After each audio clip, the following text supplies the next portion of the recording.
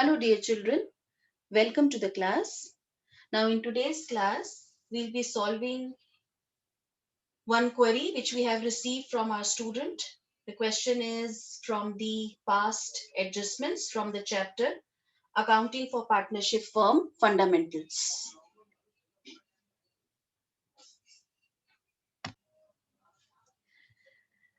This question is from the topic past adjustments.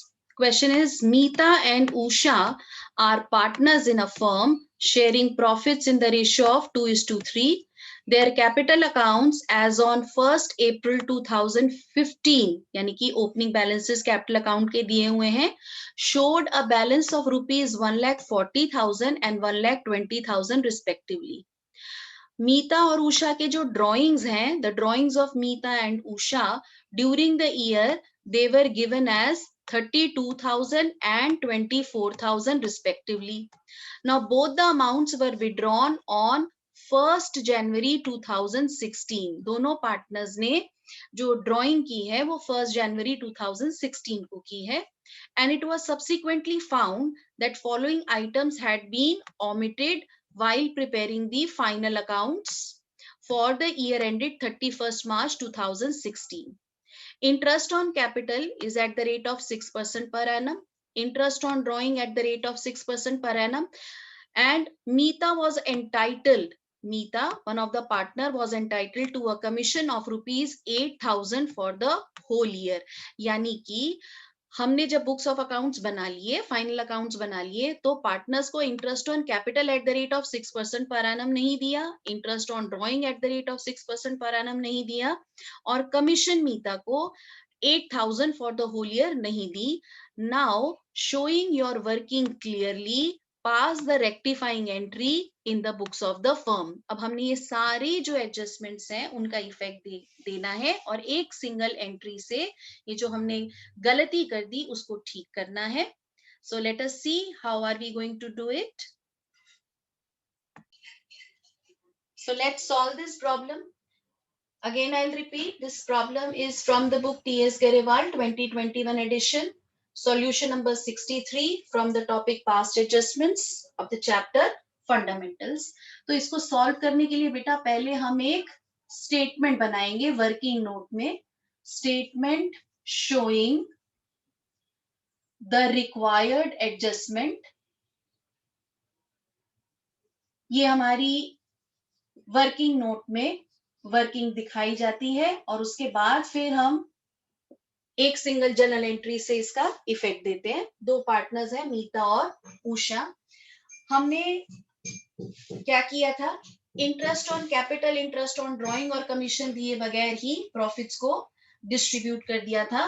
तो let us से कि interest on capital जब हम पार्टनर्स को देंगे, interest on capital is to be given to the partners at the rate of 6% per annum. हमारे question में opening capital दी हुई है पार्टनर्स की. मीता की ओपनिंग कैपिटल है 1,40,000. हमें पता है इंटरेस्ट ऑन कैपिटल हम किस पे देते हैं, हमेशा ओपनिंग कैपिटल पे देते हैं. Interest on capital is always given on opening capital. Question में हमें ओपनिंग कैपिटल मीता की 1,40,000 दी हुई है. उसके ऊपर मैं जब 6% इंटरेस्ट कैलकुलेट करूंगी तो I will be going to get a figure of 8,400. 8,400 interest on capital Meeta को जब दिया जाएगा तो मीता का कैपिटल अकाउंट क्रेडिट हो जाता है. फर्म बिजनेस जो है वो पार्टनर को इंटरेस्ट ऑन कैपिटल देते हैं तो इंटरेस्ट ऑन कैपिटल से पार्टनर का कैपिटल अकाउंट क्रेडिट हो जाता है. So that is why in this statement we are crediting Meeta's capital account. उसके बाद जो सेकंड पार्टनर है उषा, उसकी ओपनिंग कैपिटल 1,20,000 दी हुई है और 1,20,000 पे 6% जब हम कैलकुलेट करेंगे इंटरेस्ट ऑन कैपिटल तो ये अमाउंट हमारे पास आ जाएगी 7,200.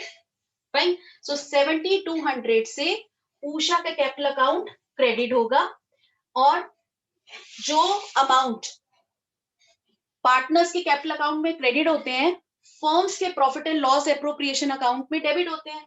तो ऑब्वियसली जब हम फर्म का पीएनएल एप्रोप्रिएशन के अंदर इसका इफेक्ट रिकॉर्ड करेंगे, so firm's PNL appropriation account will be debited by this amount and this will be 15,600। 15,600 से फर्म का पीएनएल एप्रोप्रिएशन अकाउंट डेबिट हो जाएगा। Now the second thing is, हमने इंटरेस्ट ऑन ड्रॉइंग देना है पार्टनर्स को। Interest on drawing we have to give in this statement which is showing the required adjustment. Interest on drawing partner firm को देते हैं और interest on drawing charge हो रहा है at the rate of 6% per annum. Fine. Partners की जो drawing है ड्यूरिंग द ईयर दी हुई है, नीता की ड्राइंग है 32,000 की, उसके ऊपर 6% interest.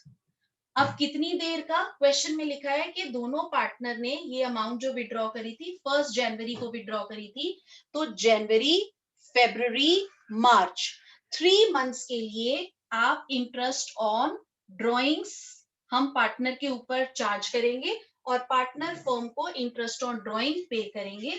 So if I am going to solve it, I am going to get a figure of 480। तो 480 से मीता का कैपिटल अकाउंट डेबिट हो जाएगा, क्योंकि interest on drawing partner firm को देता है। तो जब पार्टनर फर्म को इंटरेस्ट ऑन ड्रॉइंग देगा तो पार्टनर का कैपिटल अकाउंट डेबिट हो जाता है। इसलिए हम इस स्टेटमेंट में मीता के कैपिटल अकाउंट के अंदर 480 को डेबिट साइड पे रिकॉर्ड करेंगे।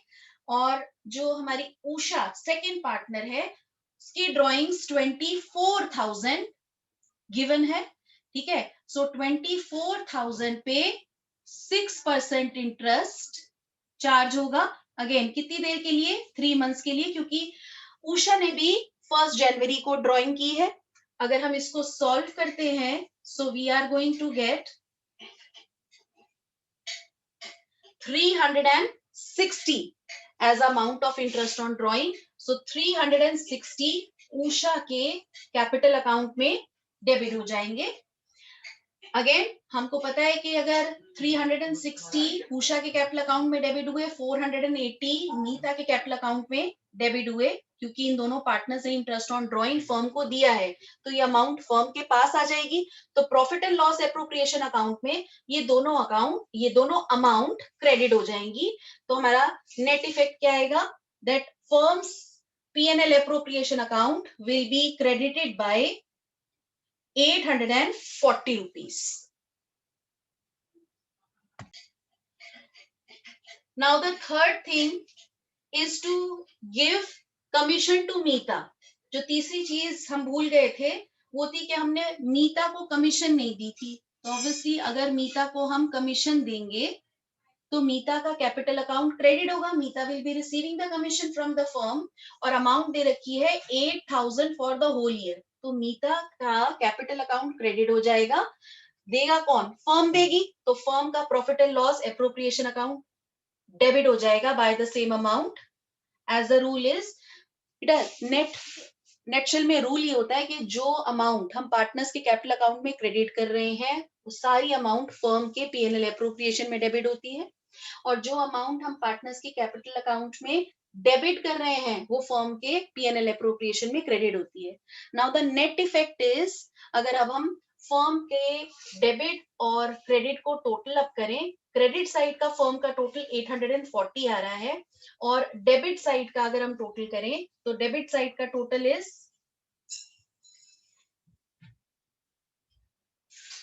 23,600। Fine, debit side total is 23,600. Now 23,600 में से अगर हम 840 को सब्ट्रैक्ट करते हैं तो हमारे पास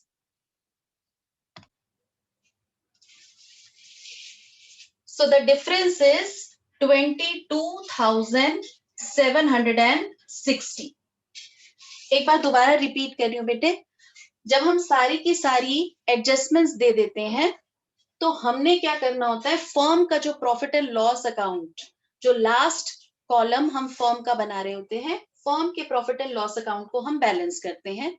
अब हमारे इस केस में फर्म के profit and loss appropriation account का जो डेबिट साइड है उसका टोटल आ रहा है 23,600, फाइन, और क्रेडिट साइड का टोटल आ रहा है 840। जब हमने इसका डिफरेंस लिया तो द डिफरेंस इज 22,760। अब ये डिफरेंस क्रेडिट साइड पर आ रहा है, इसका मतलब ये नेट डिविजिबल लॉस है।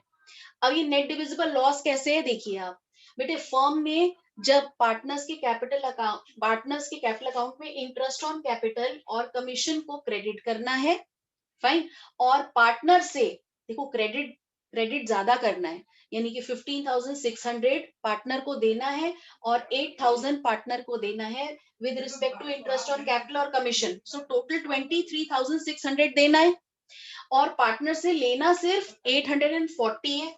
480 मीता से इंटरेस्ट ऑन ड्राइंग लेनी है और 360 उषा से इंटरेस्ट ऑन ड्राइंग लेनी है।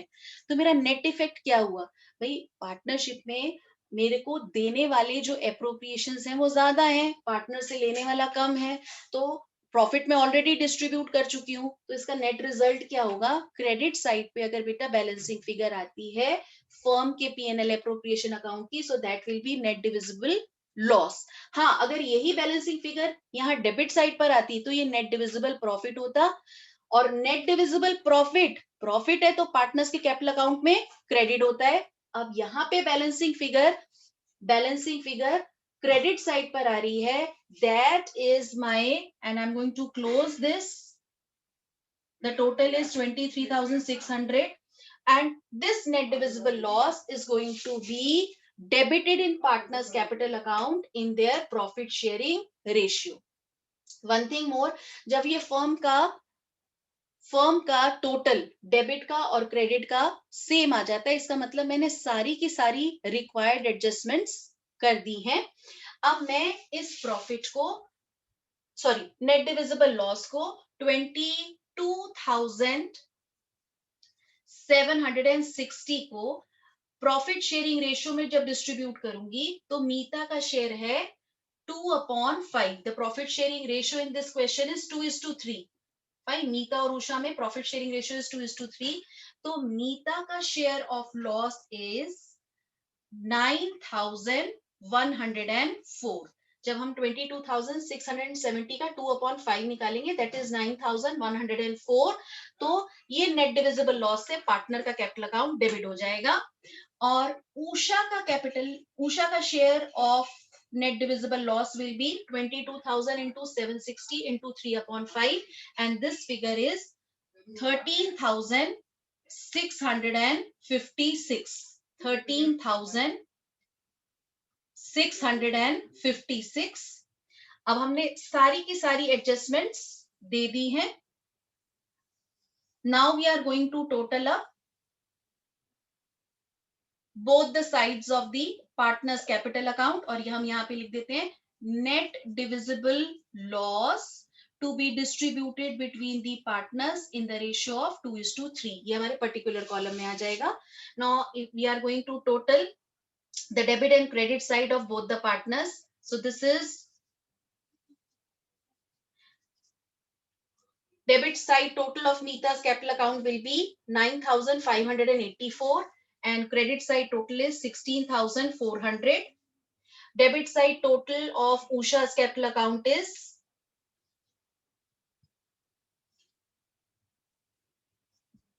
17,256 and credit side total is 7,200.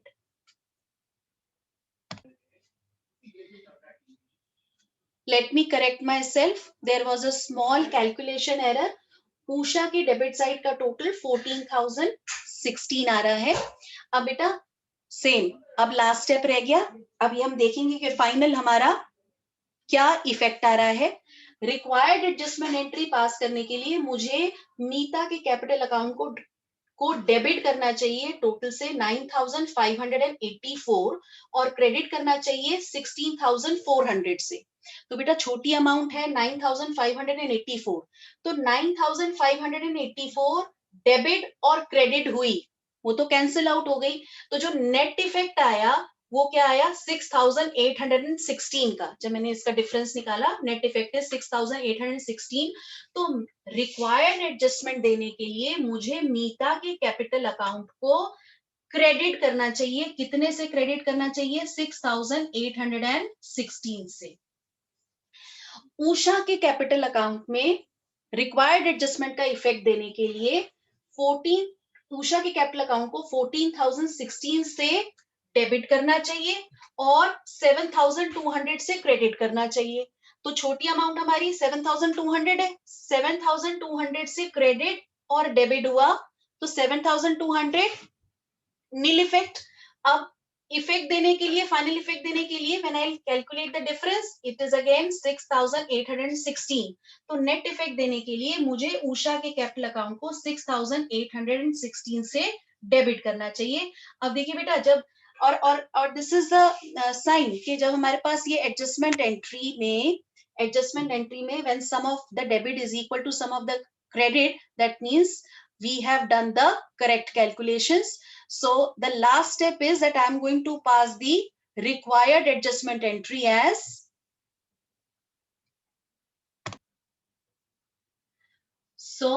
the required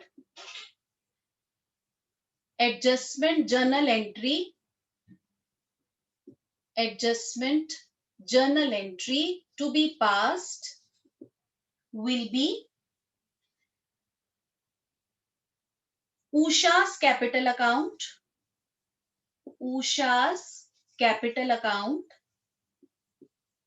debited to Meeta's capital account. हमने मीता के कैपिटल अकाउंट को क्रेडिट किया था। Capital account with the amount 6816. Fine. So we'll pass the adjustment, we will pass the narration being the required adjustment entry passed. और हमने बेटा इस case में कैपिटल अकाउंट से एडजस्टमेंट एंट्री पास करी है।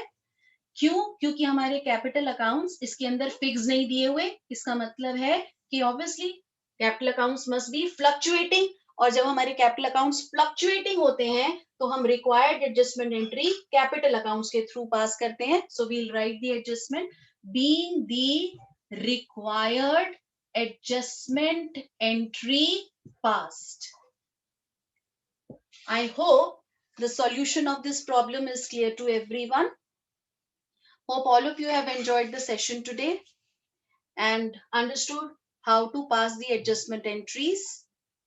That's all for today from my side. In the next video, we'll be solving further more problems. Thank you very much.